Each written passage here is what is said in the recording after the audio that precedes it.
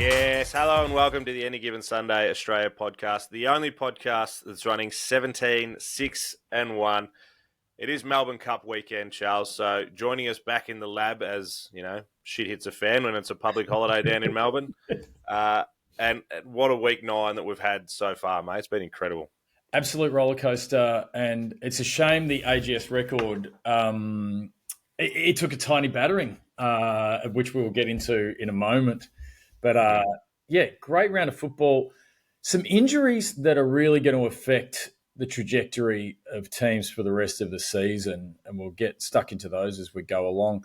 Some real highlight performances by individuals and teams as well, and some wins that are going to shape the playoff picture down the track. It was and also raised some questions about teams that we thought were absolute certainties for Super Bowl contention. It turns out maybe they're not invincible after all. I feel like that was a little bit of a dig at me, but you're right. That could have been three teams come to mind when I say that. So we'll get into it as we go along. And you say wins that'll shape the playoffs. It's also the other side, the losses that are going to make it really difficult. You're right. Yeah, absolutely. Really difficult for some teams, and just showing a few holes and injuries. It was a big week of injuries. Obviously, Jaden Daniels is the one that stands out, but some pretty key injuries to some pretty key players. Well, I want to pose a question as we get into the 2-minute drill and whip through some of the results and some of the stories to come out of it very quickly. The big question I have for you, are the Panthers better than we thought, or are the Packers worse than we thought? And I know you suffered through this entire game and know it in detail. I did. It was hard. It was a hard watch. I kind of want to say a bit of both, but I thought they played a great.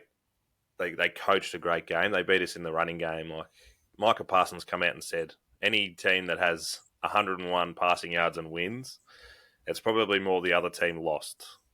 So I think that was probably more that we were worse than they were better. But actually, no, 100%. I don't think we punted. We either punted once or didn't punt at all and scored 13 points.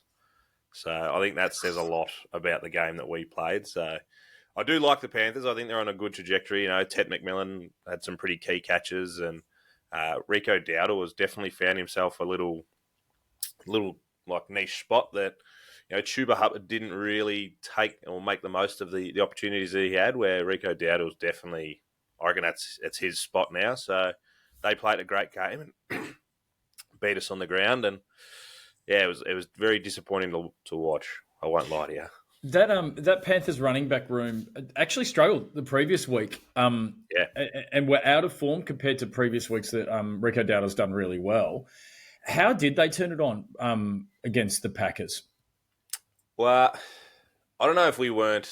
You can't say we weren't expecting it, but there was just some. This is where the coaching I think came into it, and where Bryce Young actually did really well for his running backs. Like you could see on that last play.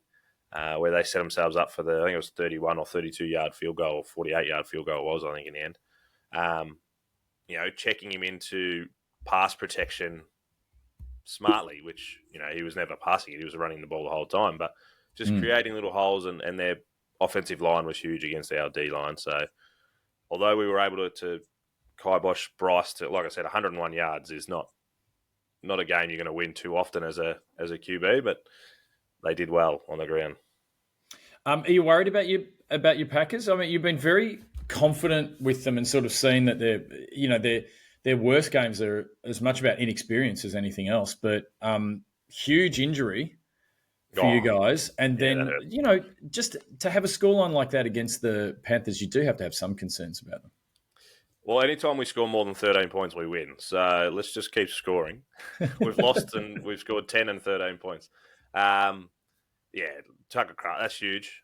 That's a big loss.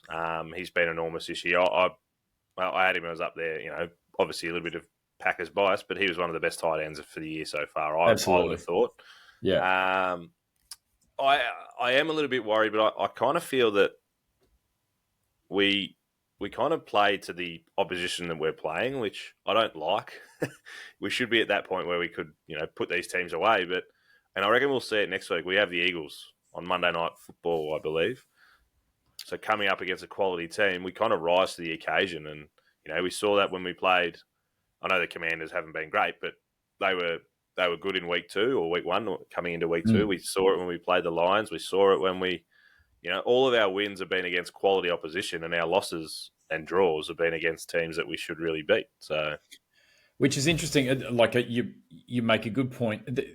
The better teams that end up going deeper into the playoffs are the ones that don't actually play to the level of their opposition. They play their game and they dominate. And, I think maybe that's whether it's it's a young Packers team, the few things still coming together, but I think they need that killer instinct to bury bad teams and to play at their level every time they can. But it'll be interesting. I'm very motivated to bounce back against the Eagles next week, of course. And that's a measuring, that's a real measuring stick game. And I know every team said they shouldn't lose, but realistically, we should have beaten the Browns, and we were a better team for longer yesterday. They just played the moments better. So I do think the Cowboys outplayed us, so we were lucky to get away with a draw there. But we shouldn't have a loss to our name if we play smarter football. Says TMac, who's still very high on his Packers. The hat is still on. The hat is still on. It was a kick in the plums, but the only good thing that came out of yesterday was the Vikings beat the Lions as well. So we're still top of the NFC North. So let's talk about that. The Vikings over the Lions by 3 points. Probably, I think Amon-Ra St. Brown having to go off when he got a bit banged up, I think kind of affected, what the Lions were able to do. Obviously, that was just a huge hole at a crucial time in the game.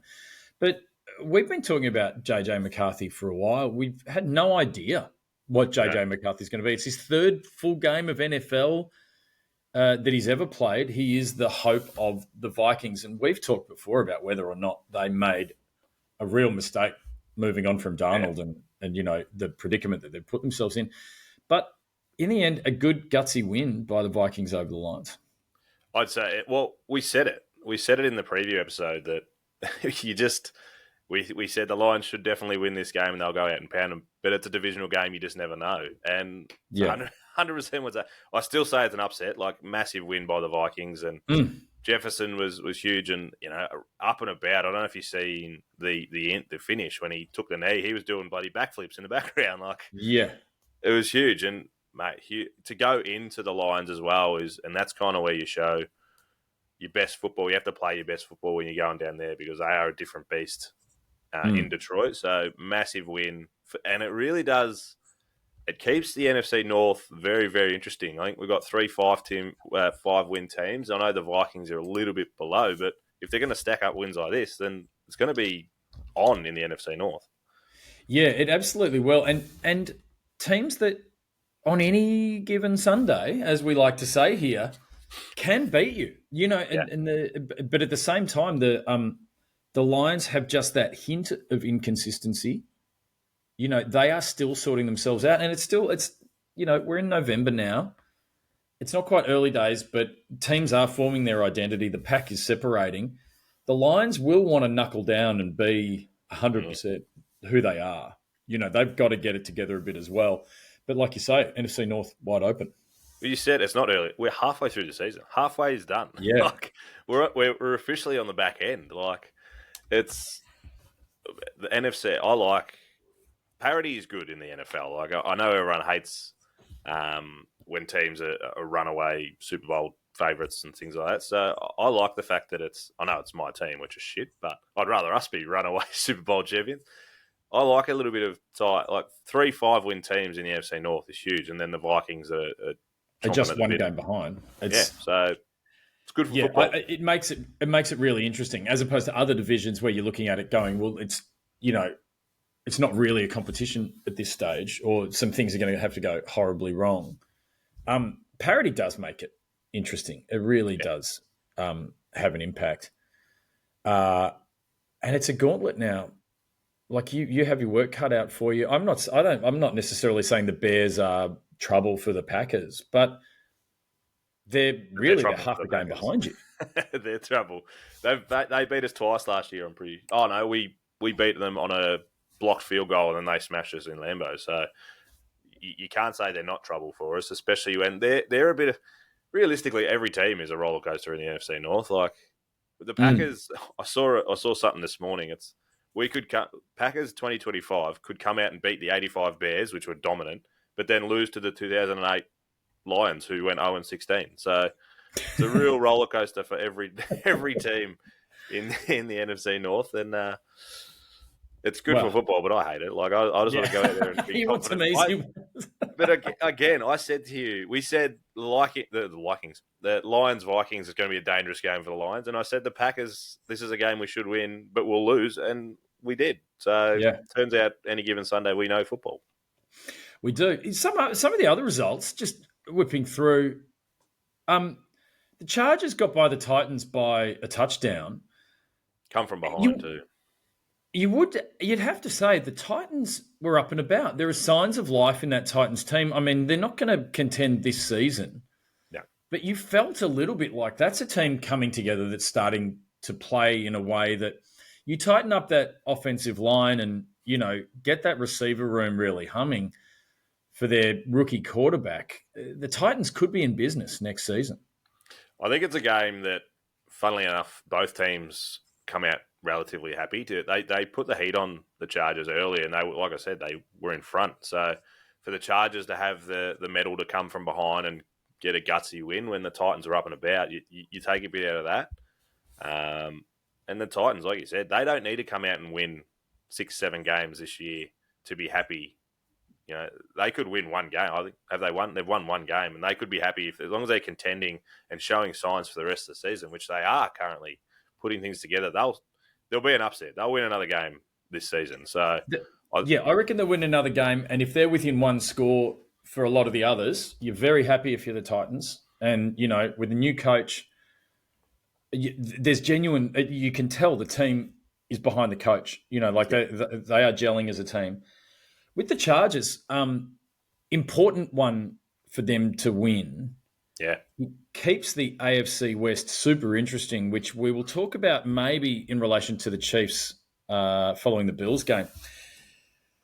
Now, I wanted to do, for our preview episode later in the week, I want to do something of an interventions episode where we have an intervention for various teams and tell them what they need to know. Right. But I would say with the Chargers, surely of all the teams out there, we've got the trade deadline is about to hit us. I reckon they should trade for Breece Hall out of the New York Jets, who isn't doing what he should be doing as a top shelf running back, and the Chargers need it. The Chargers need a flashy running back. The running game is okay, but they're it's hampered. It's injured, really. So it's injured. It's a damaged room, and they need a star. And to me, that is a trade I'd like to see before the trade deadline, and not just because I want the Chargers to make life really difficult for the Chiefs between now and the playoffs. I think that's what the Chargers need. They need to get that right. And they addressed it in the offseason. They've just been very unlucky with a couple of pretty key injuries there. So I really don't hate that at all for them. I know Breece has had a few fumble issues that he's trying to get on top of. So if he can turn that around and go back to, was it 2022 in his rookie year, 23 even, like he was dominant in a lot of games for the Jets. So that if they could get him on board and into the system, he could definitely turn things around. We're not going to talk about it, but the Broncos getting a win against the Texans is going to keep the Chiefs. It keeps that AFC West very, very juicy as well. That's right. And we'll get started. Yeah, they beat the Texans in a as it turns out, a close game. They had to fight for it, but they're doing well in those close games. The Broncos. Bo Nix he's a proper quarterback and he's playing some really good football. Speaking of proper quarterbacks, Patriots just managed to squeak by the Falcons by 3. Drake May as many people are saying, the Patriots have found their quarterback and he is playing really solid football. But the Falcons had a chance to tie this game or win it. They missed a field goal and it really cost them. A Falcons team who are, like, they beat the Bills. They're a decent team, and when they put it together, they play well. When they don't, they're an absolute disaster. But the Patriots, again, stay atop the AFC East. And just they're, making it what's hard that, for six Josh wins, Allen and the six Bills. wins in a row. So maybe I haven't watched the games close enough, the Patriots. But your win yesterday, which again we will touch on, we're actually going to deep dive into, has flipped the regular season MVP markets, right? So In one Patrick game. Mahomes has been favourite for a good 3 or 4 weeks. Josh Allen has now jumped into a $2.50 favourite. Second favourite, Drake May. Yeah. I haven't watched the Patriots games close enough. If I did not pick him as second favourite in MVP. I would have thought that, well, to be honest, I think Jonathan Taylor should have something to say about that. And I think, as unlikely as a running back winning MVP is, he is still a very good chance. And I would also say that Baker Mayfield, I think, still has plenty of good football left to play, despite the injuries that the Bucs have had. I think he's been better than Drake May. But Drake May is winning football games and he's playing really well. And he has a connection to Stephon Diggs that definitely went missing in Diggs' last few years in Buffalo. I think the sense I get is Diggs is an elite player still. He might not be your stretch the field X receiver that he was before, but he's got a humility that he's never had before. And he's always been great and in tough situations can make some really big catches, particularly in the slot. But he is doing it really well for the Patriots, connecting with Drake May, like his early connection to Josh Allen when it was young and exciting. But maybe that's the thing about Diggs. He likes the first flush of a new relationship, but when it becomes a committed relationship, he struggles and he starts looking around. Maybe, so we'll see. We'll reassess in a couple of years. That's 7-year itch. Maybe not quite 7 years. But I do think that, and not saying anything against McDermott, but the Vrabel connection there, I think, would have a lot to do with that. Yeah, there is obviously, and it's interesting, when there was controversy around Diggs on a boat with Cardi B and friends before he actually arrived at the Patriots, Vrabel couldn't give a shit. And I reckon that was crucial to that relationship. Yeah. If he turns around and blasts him, then it probably doesn't go down that well. But the Jags getting a 1-point win over the Raiders, good win for them, a needed win for them, just to kind of keep them in contention, spit it out. And Cam Little setting a record. They actually hadn't scored before halftime until he set a record 68-yard field goal right on halftime. Just kind of got the team going and they were able to turn around and run over the Raiders. Yeah, incredible field goal. In a season where it feels like field goal attempts are just getting longer and longer. Longer and longer. Outrageous. Kickers probably still deserve more credit than they get, but they have just those crucial moments where when it goes wrong for a kicker, it's about as bad as it can be. It's the loneliest job in the world. Yes, it is. But huge field everyone goal. stops and watches and they replay it 6 times. Yeah. Good for the Raiders to be frisky and really push the Jags. The Jags, I still don't know what they are. That's the thing. Like they've won enough games. They're doing fine. But you just don't exactly know what you're going to get with the Jags on any given week. It'll be interesting to see if they can keep winning, or are they going to have the string of losses that maybe they've deserved to have because they're not a complete team and they're not putting it together in a consistent way. The one thing that comes out of this game is technically they are still able to do that 14-3 season that Danny Boy was planning on. And so that, 5-3 currently, there's still a chance. That, of course, highly unlikely, but still a chance. Highly unlikely, but it's kind of all we care about with relation to the Jags. A couple of quick ones before we deep dive. The Colts headed into the game against the Steelers as many people felt the best team in the NFL, the most complete team, Super Bowl contenders, probably, along with the Chiefs, the favourite in the AFC, and they were handily dealt with by the Steelers. Yeah. That Steelers D-line was absolutely incredible. I think they 4 or 5 takeaways in the end and a few strip sacks. Like, they were beyond incredible, I think. And it shows Jonathan Taylor, 14 rushes for 45 yards. He is that team. Like, I know Daniel Jones is That's his quarterback, right. but if you can stop Jonathan Taylor, then you can stop the Colts. Yeah.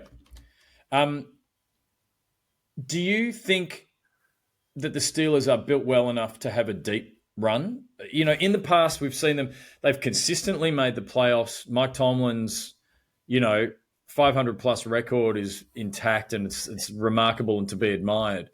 But they almost as consistent as his winning record is their ability to just be bundled out in the first week of the playoffs without really putting up a fight. Yes. I do think they're better placed than they have been in the past. I know you're a big Aaron Rodgers hater, but he does have a lot of experience. And I do think they're better. Well, if they can hold off the Ravens, because I don't know if they will sneak in for a wild card. So I think they need to win the division to make it. So they need to hold off the Ravens in that division, which is still wild to me that the Ravens are favourite, considering they're 3 games down with 9 games to go. They can hold off the Ravens. I reckon they can cause trouble in at least week 1 of the finals. Don't know how deep they can go, but week 1, definitely. You've definitely got that potential. As much as I've maligned Rodgers, his play this year has been far better than it has the last few years. And any quarterback that leaves New York is going to be playing better. Yeah, it's a very good sign. But also, I think, like, you're right.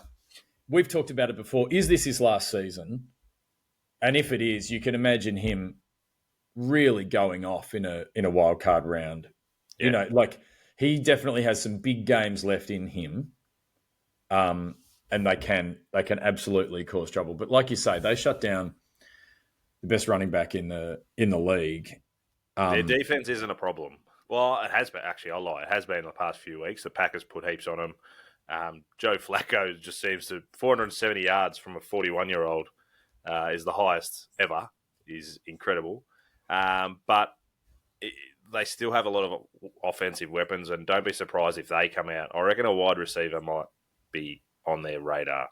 I was going to say they actually strike me as there's been a lot of talk about trading with the Jags to pick up hang on, I'm losing it again. Who's the? It's not your bye week. You don't have an excuse. I know, but sorry, there is a lot of talk that they have the chance to pick up one of the receivers that'll cost you a first round. And it's really the question of, are the Steelers a team that's going to give up a first round pick to pick up a receiver? In the past, they haven't been, but I reckon there's a slight change that they go, and you know what? We're sick of just being above 500. We want to actually punch a hole into these playoffs, and Aaron Rodgers uses tight ends really well, and they've got that tight end play, Jonnu Smith and Frymouth and such, but just that wide receiver, if they can get one more. Austin has been big the last few weeks, but just get that one more just to really give them a few more, a bit of firepower, and they can be very dangerous. As long as they can hold off the Ravens. That's right. That is good for this season. Do you know, I think what their hesitation might be is, unless he sends something otherwise in the building, if Rodgers is leaving at the end of this season, you're going to have to do something to reset, rebuild. Who's your quarterback going to be next year? Now, admittedly, the quarterback draft doesn't look that good coming out of, the next quarterback draft doesn't look great. There aren't any standout. And not when they're going to be picking, especially. That's right. And so maybe that first round draft, they wouldn't want to be spending on a quarterback anyway, so maybe they can use it on a receiver for now. But I think they might want to keep that draft capital, given they're going to have to rebuild somewhat when Aaron Rodgers leaves the building. But, yeah. Last game before we let you go ham on the Bills over Chiefs. Seahawks over the Commanders. Now, Daniels very, very late in the game. There's been a lot of controversy as to why he was even in the game. It was 38-7 or something like that at the time. Late in the fourth, a horrific injury. I was watching the game live and I thought it was his knee because he kind of got slung over. And I thought, he's been a little, maybe jarred his knee, a bit soft. And then went back and watched a replay and his elbow was pointing the wrong way. That's definitely not ideal. It is his non-throwing arm, so that's, if there is a positive, there is that. But I don't know. Like, I know Bills had a massive win, but Seahawks, after the Colts losing and Packers losing and another couple of teams, the Eagles might be up there as well, but pushing for possibly number one team in the league at the moment. They were incredible. Offense, defense, special teams. They had it all yesterday.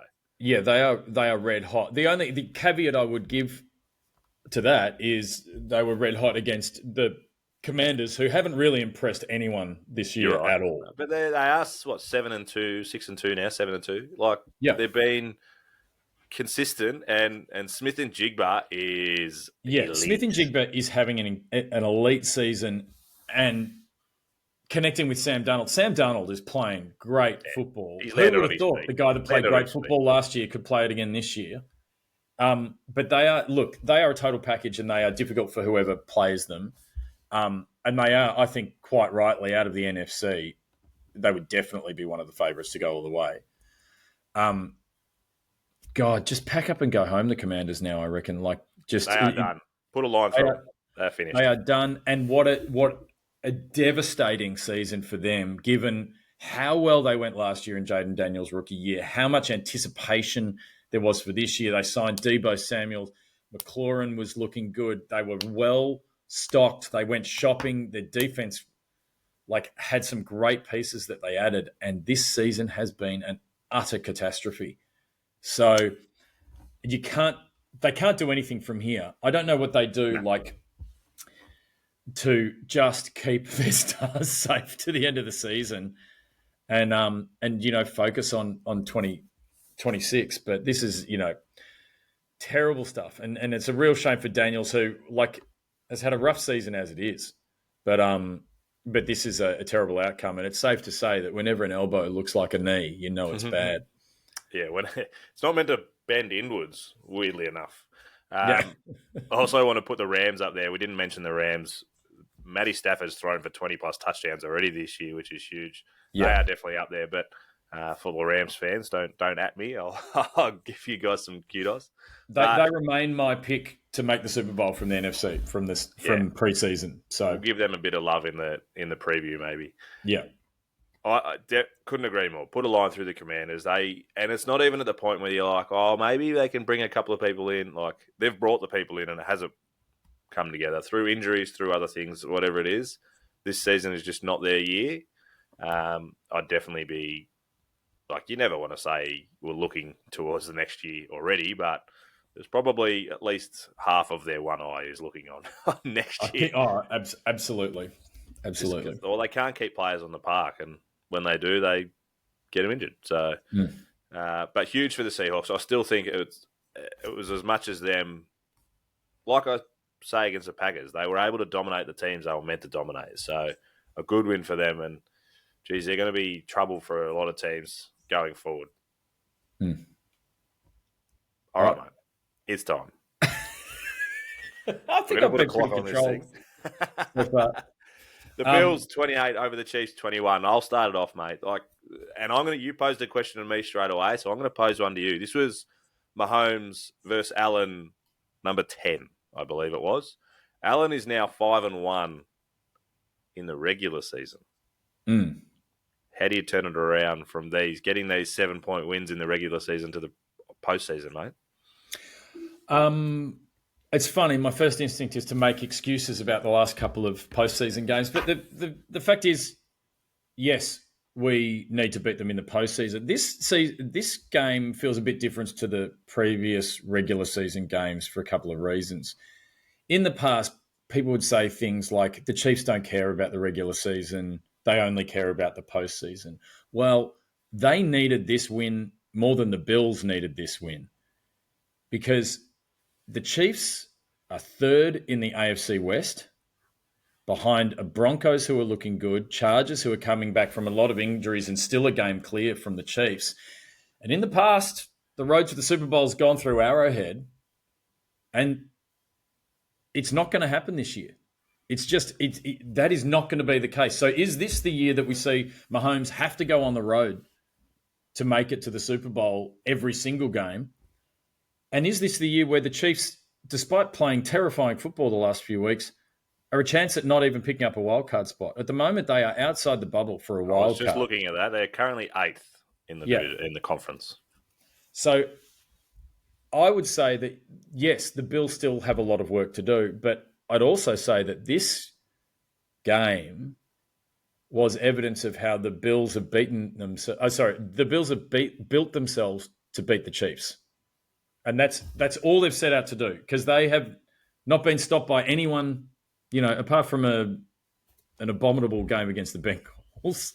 That it's the Chiefs that are stopping them all the time, and they are the difference. And the score was 28-21, and I think that was pretty forgiving. I actually think from a Chiefs point of view, they were lucky to be within one score of the Bills in this game. And it was a tale of two quarterbacks. Josh Allen had an 88% completion rate, which was the highest completion percentage of his career. Mahomes had a 44% completion percentage, the lowest of his career.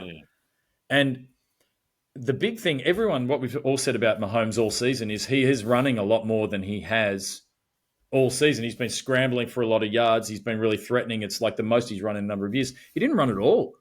The Bills had pressure on him the whole time, but also didn't overcommit and contained him under pressure. And he was really struggling. He made some great deep balls to Worthy and to Rashee Rice. And he hit, under a lot of pressure, hit Kelsey as well for some third downs that they needed. But they only converted 3 of 13 third downs. So the Bills' defense that has had a lot of questions over it all season, they played a complete game. And they got pressure on. Joey Bosa, I think, had 2 sacks for the game, but was putting pressure on the whole time. He is playing the kind of football that the Bills were hoping he could play. Hopefully he stays well to the end of the season. And for the Bills, James Cook, he's had a great season. He ran for over 100 yards, but it's the first running back to run for over 100 yards on the Chiefs for years. So the impregnable nature of the Chiefs' run defense turned out not to be true. The Bills' offensive line really moved their D-line around. And Kincaid at tight end, I'm wearing my alternate Kincaid today, over 100 yards and just looked great as a downfield threat. And everyone else kind of chipped in all around.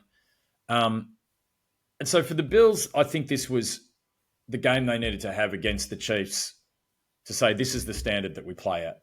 And we are, a lot of people were pushing the Bills down their power rankings after a couple of bad losses, but they seem to be gelling. And they, bottom line, they played with a physicality and an intensity. Like they really roughed up the Chiefs in a way that we haven't seen for a while, seeing that maybe since the Super Bowl and the Eagles pushing the Chiefs around.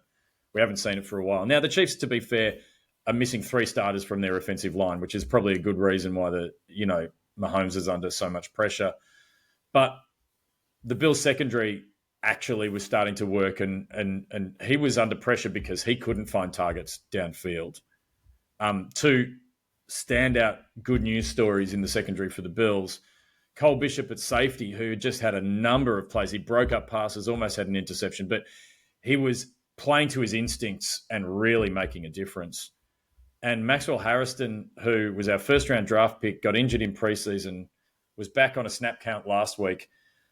He played a great game, and they replayed this one rep where he turned and kept pace with Rashee Rice, and Rashee Rice couldn't beat him for speed. Like he gave up cushion and he closed on Rashee Rice, and that's the speed that the Bills have lacked at corner in a big way. So now they've got someone that they can deploy man on man and keep up with someone as fast as Rashee Rice or Xavier Worthy. It's a really good sign. He actually intercepted Mahomes for his first interception of his career. Great games from those young players that there were big question marks over. However, I'm going to drop in my story about why I'm not happy with them. They played great games. I'm so glad about it. But in post-match interviews, Cole Bishop talked about a read he was familiar with on the Chiefs too specifically. He said, I saw them do this thing against the Chargers, and I thought they might be doing it again, and that's why I closed. So he told the Chiefs what tell he saw. And then Maxwell Harrison, when he got asked about keeping pace with Rashee Rice, he said, yeah, Rashee has a different stance when he's just running or he's actually playing for a catch. And so I could tell and I could read it. And it was like, say that after you've won the Super Bowl, my friend. Don't say it at all. Don't say it at all. Keep that for your entire career. I don't know if you're familiar. There's this great, look it up on YouTube, this great clip of Andre Agassi talking about how he always used to beat Boris Becker. And it was like Boris Becker was beating everyone, but Agassi could beat him like no one else.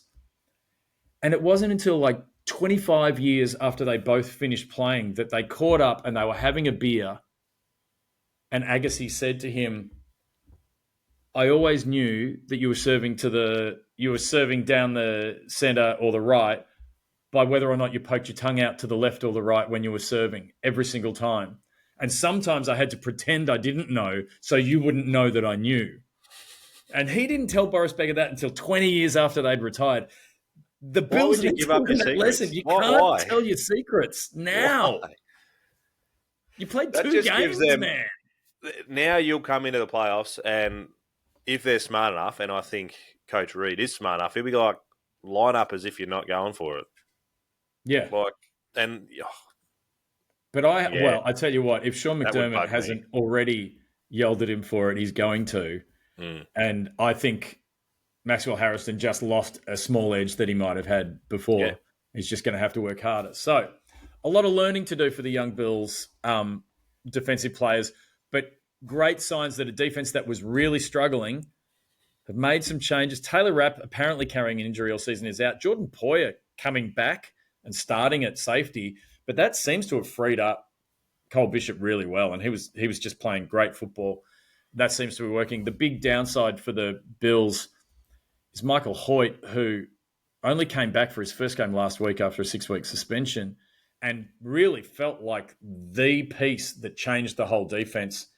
He's done his Achilles. He is out for the rest of the season, and that is terrible news for the Bills, although I think he will have a place at the Bills for quite a while because he got offered the cart, he got offered a trip down to the rooms, and he refused to get on the cart despite tearing his Achilles because he wanted to stay on the bench and be with the team and was firing them up and screaming at everyone and keeping them focused right up until they'd closed out that game. Maybe he just knew that there was nothing they were going to do in the rooms to fix his Achilles. We're not putting it back on, mate. It's stuffed anyway. You might as well stay here. Huge. Well, like I said, it felt like to me a little bit of a mental win for you boys to kind of put him to the sword. And I don't know how you felt, but it felt very, like you said, the score was probably a little bit flattering. So maybe a bit more of a comfortable win than what you've had in the past, 4 wins that you've had against them. So huge win for you guys. And we did say, we talked about it in the preview last week, that if you guys had a loss, it puts a bit of pressure on you with, now the Patriots doing quite well. We didn't think of the other side that, like you said, that Broncos are 7-2, 2 games clear. Chargers are 6-3, so they're a game clear. So it does really put a lot of pressure on Mahomes now, and not going through Arrowhead's going to make it very, very tough in the playoffs if they make it. Yeah, absolutely. And the Bills now, we are still that half game behind the Patriots who have beaten us, but it's an interesting little stretch where they have to play the Bucks. We've also got a game against the Bucks. And in about 3 weeks' time, I think it's going to be Bills-Patriots at Gillette in New England. And if the Bills win that, it could actually swap the top of the AFC East. So gone are the days where the Bills are just going to bully everyone in the East as it is. But it's going to be a really interesting run home to see if the Bills can snatch that top spot again. Huge. I think if it all plays out, that could be season-defining game, which will be huge. I'd love to see it. And like going to the days of the AFC East being dominated by one side, obviously for 20 years it was the Patriots, and the last 10 years it's been you guys. So I think it's good for football again, and parity in the league, even here in the AFC East. All I got out of this, mate, is that we should have backed ourselves. I said that it's going to be a tough game for the Lions. We should have put money on the Vikings. I said the Packers are going to lose. We were $1.10 at one point. Probably should have put money on the Panthers. Yeah. And you said the Chiefs are going to win, and I said get stuffed. The Bills are going to win. I should have put money on that. Yeah, but I feel good either way. See, Yeah, I feel great not getting that right. I don't. Huge, mate. Like I said, week 9 has been enormous. We obviously put this out, or recording this before the Monday night football game, hence why we haven't spoken about it. But we will talk about that on the preview. And massive news in the preview: Prodigal Son has returned. Returned from his trip to the Holy Land at Lincoln Financial in Philadelphia. He comes back a married man, but probably not the highlight of his trip. No. The signed ball that I managed to get him from Saquon Barkley will be the highlight of his trip. So huge. We'll have him. And did Saquon sign his left or right ball? It depends which one he's shaped. Hugh, it'll be an hour and a half episode just talking about whatever he has done there. But looking forward to it. The other thing about that preview is that's after the trade deadline. So we will know who is loading up and making a run and who has had a fire sale and is rebuilding for next year and has given up all hope. And I think there could be some very interesting, there are some teams that if they add one or two pieces, they will be serious contenders. You never know. Make sure you set all your alarms and know when it comes out, mate. Follow us on all the socials, all those good things. It's an exciting time of the year, and we're officially on the back end heading towards the Super. Under 100 days to the Super Bowl. Hard to believe. Always happens way too quickly. One more thing. Go Bills! I'm not saying Packers. I can't.